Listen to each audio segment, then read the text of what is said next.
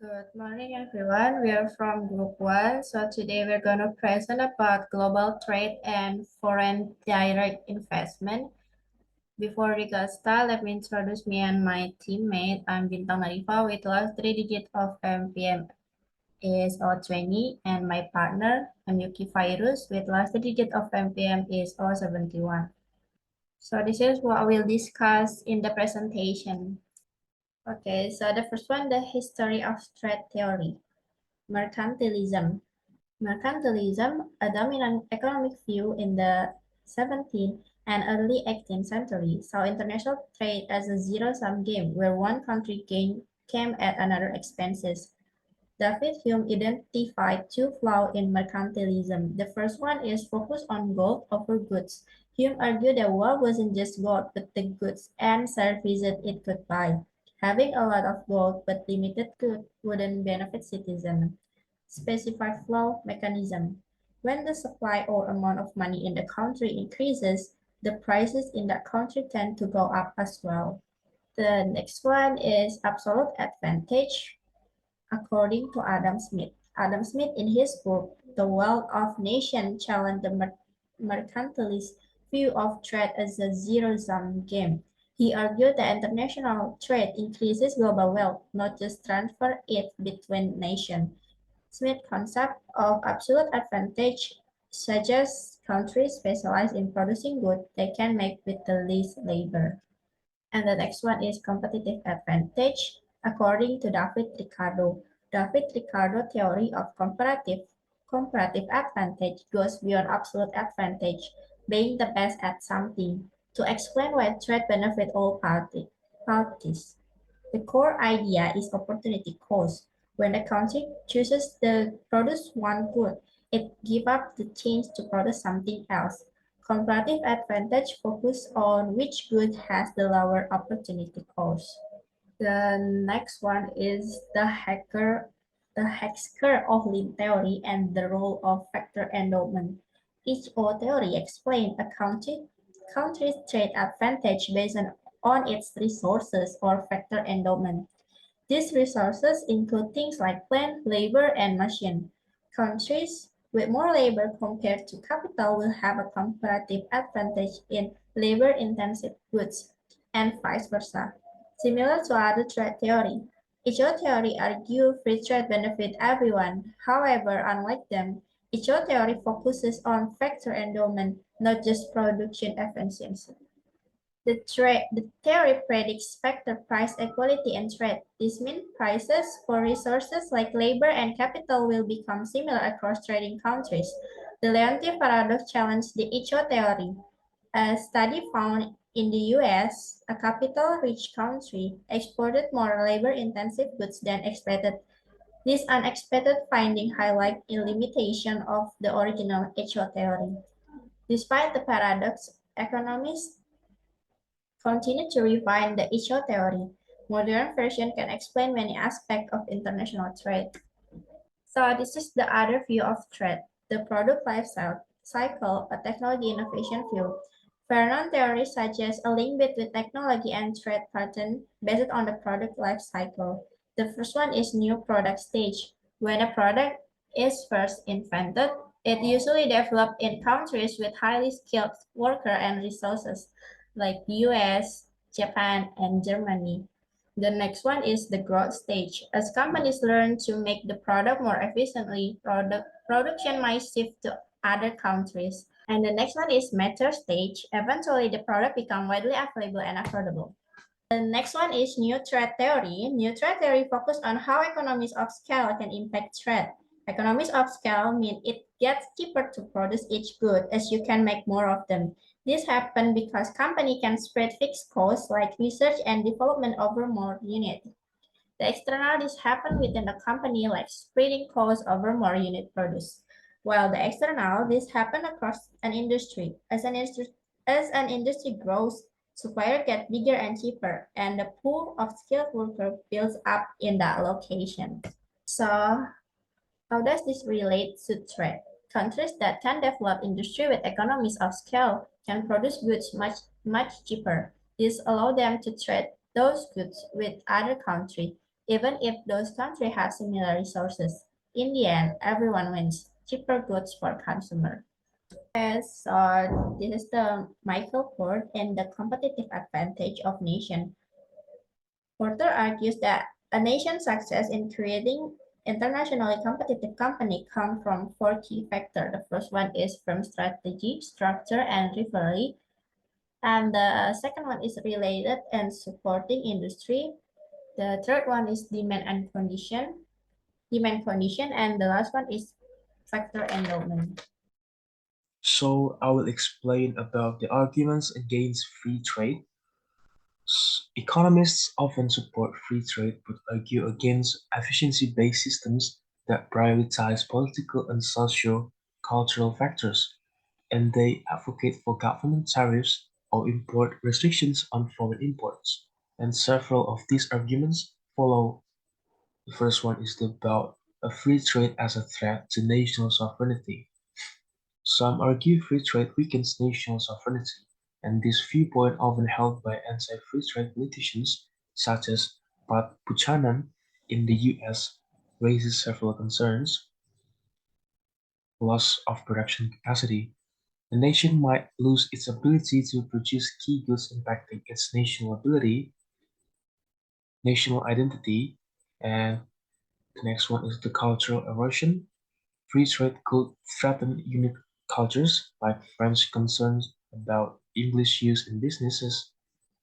And the next one is about the national security. Some industries, like military equipment, are deemed too crucial to rely on imports. And the last one is about the food security. Countries may subsidize essential foods like Japan with rice and to ensure domestic production. And the next one is protecting infant industries. The infant industry argument suggests temporary protection for new domestic industries, and this means shielding them from foreign competition through tariffs or trade barriers. And this including the first one is rational.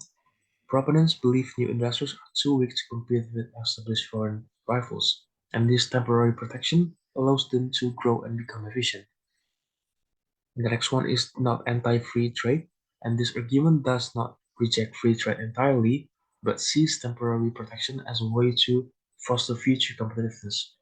And the last one is similar use for aging industries. Sometimes the same logic is applied to aging industries that need time to modernize and compete effectively. So the next one is fair trade. Fair trade movement argues that free trade can exploit workers in developing countries, and this raises concerns that fair trade advocates believe free trade can lead to companies taking advantage of cheap labor with weak regulations on minimum wage, child labor, worker safety, and for a solution, they propose voluntary standards for products, and these standards will ensure consumers that goods were produced with minimum worker protections. This approach, also known as the trade justice, and the next argument is protecting the environment. The green argument against free trade suggests environmental damage is a hidden cost, and this unseen cost, like pollution causing climate change, is called a social cost. Similar to fair trade, like the fair trade concerns about worker protections, the green argument focuses on environmental regulations and production shift. Companies may move to countries with weaker environmental laws, leading to lower production costs, increased pollution, and global consequences. And this suggests everyone pays the eventual price for environmental damage, even if it's not immediately reflected in product costs.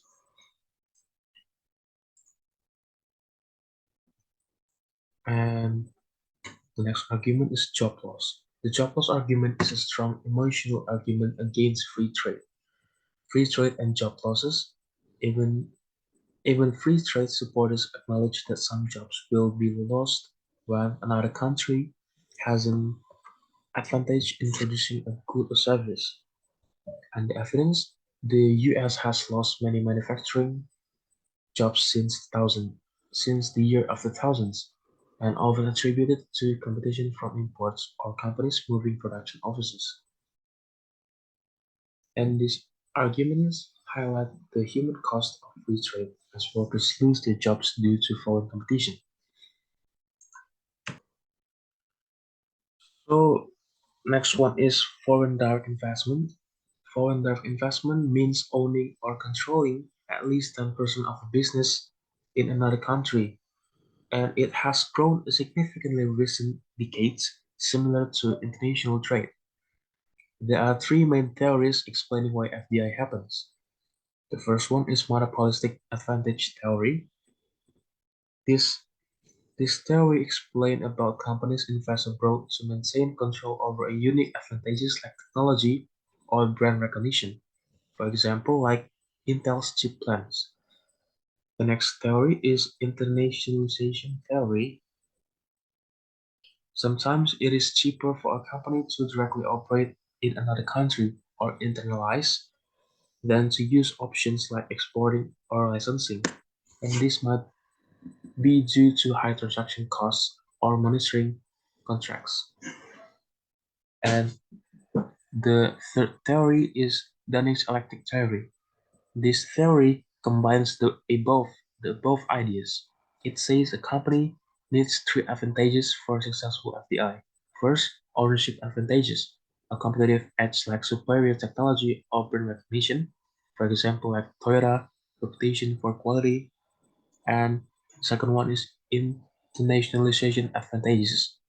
It's about cost savings compared to exporting or licensing, and the third one is about localization localization advantages. It's about benefits of producing in another country, like lower cost or serving a local market. For example, at BMW US plant for X5 XUVs. And the case that I will brought is about Chinese investment in Ethiopia, exemplified by Huawei.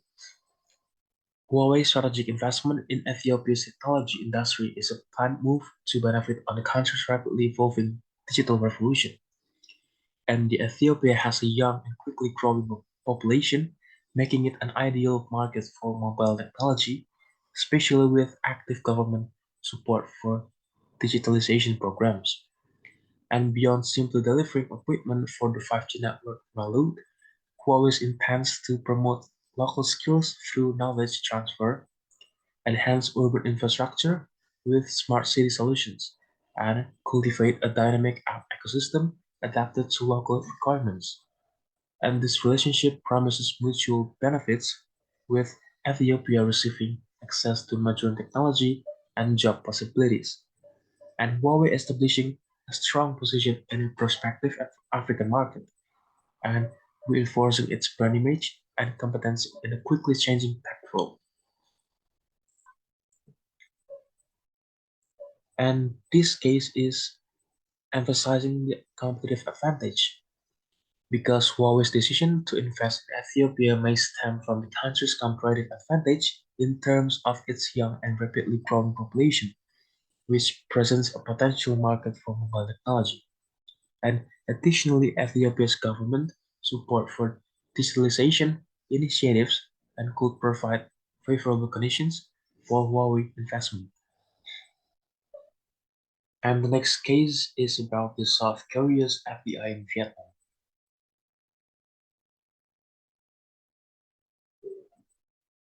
So South Korea's expansion as an important element of foreign direct investment or FDI in Southeast Asia, particularly in Vietnam, has been supported mostly by private investment.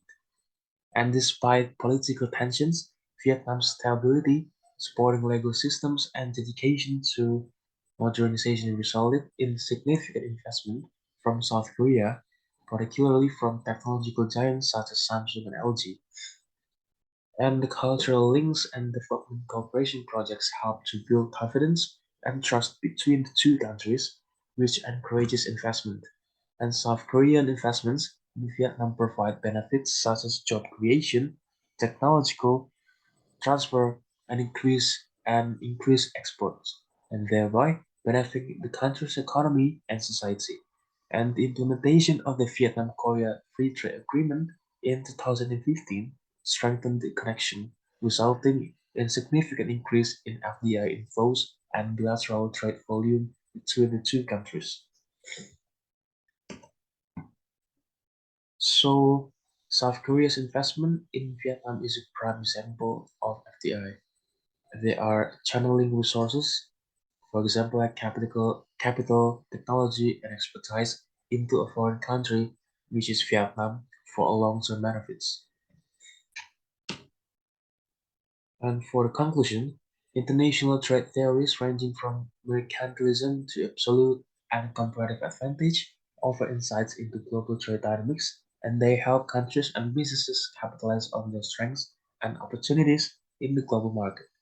And the trade theories highlight the benefits of free trade, such as increased productivity and consumer choices, but also address issues like job loss and environmental problems. And foreign direct investment is crucial to understanding trade theories and FDI tactics that help governments and businesses navigate international trade, promote economic growth, and address local social economic. And I think that's it from our group. Thank you for paying attention. See you next time. Bye bye.